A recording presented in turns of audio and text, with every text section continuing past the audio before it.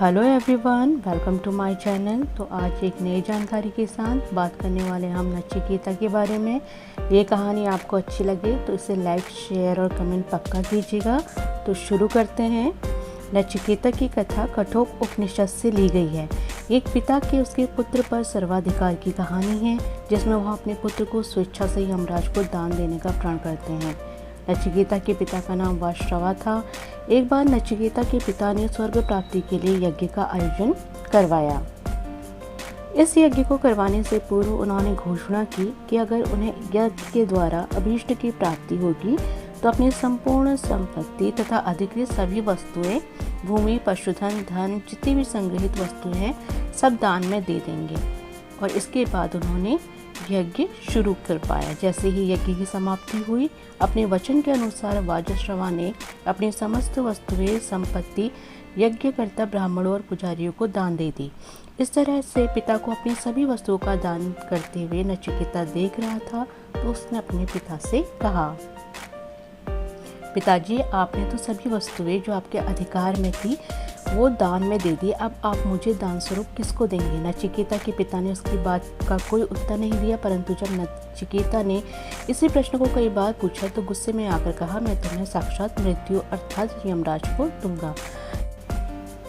नचिकेता ने जब अपने पिता के मुख से यह बात सुनी, उसने इसे बहुत गंभीरता से लिया और अपने पिता की इस बात को मानते हुए वह मृत्यु के देवता यमराज को ढूंढने निकल गया।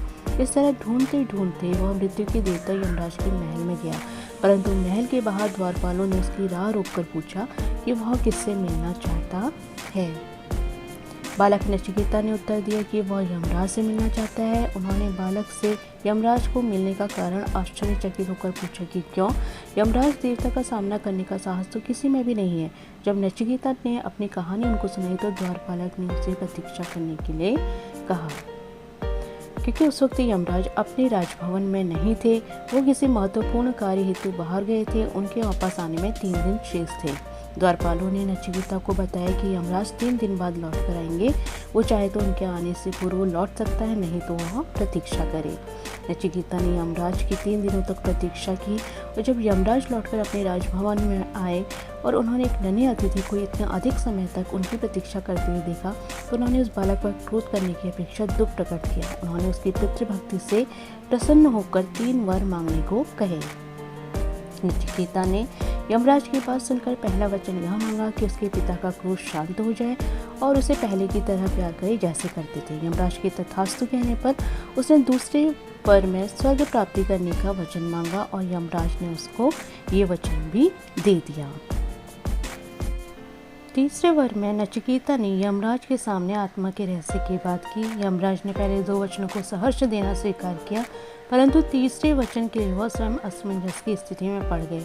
उन्होंने नचिकेता को बहुत समझाने की कोशिश की कि वह जो वचन मांग रहा है वह सामान्य लोगों के बस की बात नहीं है, उसके लिए बहुत विद्या अध्ययन करना पड़ेगा। परंतु नचिकेता के दृढ़ निश्चय के सामने यमराज को झुकना पड़ा। उन्होंने नचिकेता को इस रहस्य के बारे में बताया और यह कठोप उपनिषद में भी कहा गया है। यमराज से वचन प्राप्त करने के बाद नचिकेता वापस अपने घर लौट आए।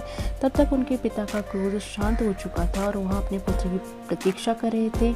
इस तरह नचिकेता ने अपने पिता की आज्ञा का पालन किया और आदर्श पुत्र के रूप में ख्याति प्राप्त की और जीवन के रहस्य, मृत्यु के रहस्य को जानने की शिक्षा प्राप्त की। तो कहानी कैसी लगी बताइएगा ज़रूर।